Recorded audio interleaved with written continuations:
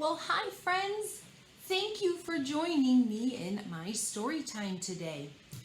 Well, I was told specifically by Ro to wear plaid. So I have a plaid shirt on and the weather's changing and I have no idea what he has in story for us, because Ro is a library fox. So he reads all night long in the library. And then he tells me about all the fantastic stories that he's read. So he helps me out so much in my story time.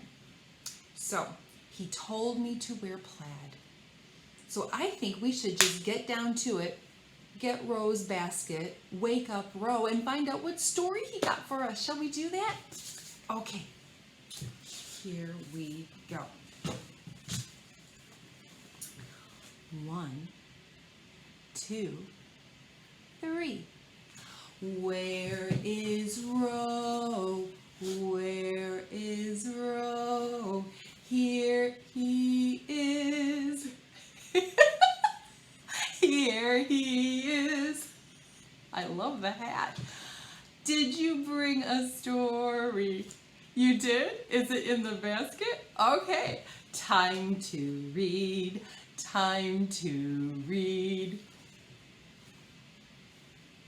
What's up? Well, Ro, I have to comment on your fantastic hat. That's amazing. And where did you get it? Oh, you have a wardrobe? Oh, he has a wardrobe and he wore a beautiful fall, well, what kind of hat is that? Uh-huh. Oh, real? Oh. Apparently, it is a lumberjack hat. According to Ro, it's a lumberjack hat. I think this is the one that if you actually undid this, these are ear flaps, right, Ro? And they go over your ears, but you like to wear it like that? Okay. All right, so this is a lumberjack hat, and does that mean that we have a story about a lumberjack? Yes? Okay, let's get the book. Let's find out what the story is. Oh, here we go. Oh my gosh, Ro. Oh my gosh. This is why you asked me to wear plaid, right? Okay, because look at, he's got a plaid jacket on and he's got a lumberjack's hat. Do you see that? And this is called The Lumberjack's Beard by Duncan Beedie. Ro, I do hope you're going to stay for our story. You are? Oh, good, because if you spent all night reading in the library and you found this magnificent book, I would want you to stick around. All right, well, let's get to it, shall we? Here we go. Cute. So this is by Duncan Beedie, and I have permission through Templar Books to read this out loud. Oh my goodness, look at that. Pancakes. Big Jim Hickory was a lumberjack, and he lived by the forest in a little log cabin. Oh, there's Big Jim, and there's his little log cabin. He had burly shoulders and a big, bristly beard. He does have a big beard. Every morning he did limbering up exercises. It's very important to limber up if you're a lumberjack. Yeah? After a hearty breakfast of pancakes and maple syrup, Jim slung his trusty axe over his burly shoulder and headed out into the forest. Oh, that must be his axe that he used. Choppity, chop, chop went Jim's axe, and timber echoing through the valley as he felled tree after tree after tree. Oh, what do you see, Ro? Oh, there's a little bird up there. You got very good eyes. Oh, wow, he was very busy. After a long day of swinging, whacking, cleaving, and hacking, Jim headed back to his cabin. That evening, when he was just about to go to bed, he heard a peck, peckety peck, his front door. That's the bird that was in the tree, right, Ro? Jim looked down to see a small, very angry bird. I had just built a new nest in my tree, shrieked the bird, and you chopped it down. Jim scratched his chin, and then he had an idea. I suppose you could move into my beard, he said. Very well, then, said the bird, and in it flew. Well, the next morning Jim woke up earlier than usual, due to the bird chirping at the crack of dawn. He did his limbering up exercises, got dressed, and ate his breakfast with a little help from the new tenant in his beard. Jim's next job was to strip all the branches and leaves from the tree trunks and burn them in a big bonfire. Oh my goodness. After a long day of chopping, snapping, burning, and crackling, Jim trudged back to his cabin for a well-earned rest. Do you see something over there too? Ooh, that looks like a porcupine. You're right, Ro. No sooner had he put away his axe than he heard a noise at the door. Scratch, scratchity, scratch. And he looked down to see a very angry porcupine. I need those leaves and pine needles to make a cozy shelter, but you burned them. Where am I supposed to live now? Snapped the porcupine.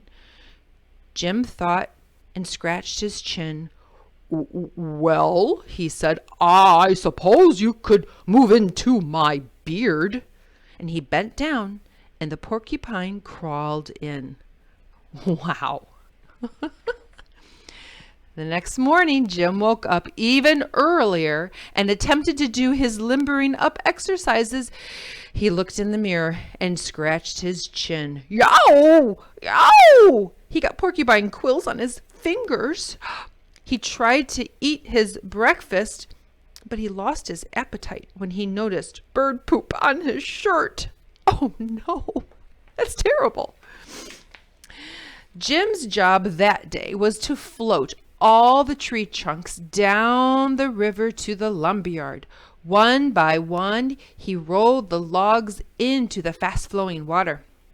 After a hard day of lugging, splashing, rolling, and crashing, oh, Ro, look what I see. That looks like a beaver. Oh, that looks like his home, too. Jim staggered back to his cabin. Thwump, thwumpity thwump went his door. He looked down to see a very angry beaver on his doorstep. I spent all day building my dam, and it got smashed to bits by those logs you threw in the river, he snarled. Without a word, Jim picked up the beaver and put him in his beard. Between the birds chirping, the porcupines prickling, and the beavers thwumping, Jim didn't get much sleep that night. He was too tired to do his limbering up exercises in the morning, and the beaver's thwumping tail knocked his pancakes all over the floor. That's it, cried Jim. I can't take it anymore. You all have to move out today. But where will we live? Cried the animals. As Jim scratched his chin, he had a brilliant idea. He went into his bathroom, took out a razor, and began to shave off his big, bristly beard. I don't know what his idea is, Ro, do you? I don't either. Then he took the hair and piled it up on his porch. Then the bird, the porcupine, and the beaver all moved into their big, bristly new den. That night, Jim slept better than he had for some time. He woke up and did some particularly vigorous limbering exercises and put on a fresh plaid shirt. Then he made an enormous tower of pancakes and maple syrup. Jim looked out the window at the bare ground where the forest used to be and scratched his now stubbly chin. And then he had another brilliant idea. Jim took his shovel and dug a hole after hole after hole. Oh my gosh, there are so many holes there, Ro. And he planted tree after tree after tree after tree. Look at all those trees, Ro. Wow, he's so busy. What a kind thing to do for our environment. Jim's beard grew back over time, and the trees took quite a bit longer. But it was worth the wait. The end. That was a great story. You did a fantastic job, Ro. I tell ya, he is so good. You, my friend, are so good at finding books for Ms.Susan and Storytime. Honestly, I don't know what I would do without you with my Storytime. So, hey, tune in next time for another story. Compliments of Ro finding these lovely stories for us to read at Storytime. I hope you find a fun hat to wear today. I need to get myself one of these hats. You know, they're functional. They're very cute, especially when they make them for Ro's size. All right, take care, friends. Bye-bye.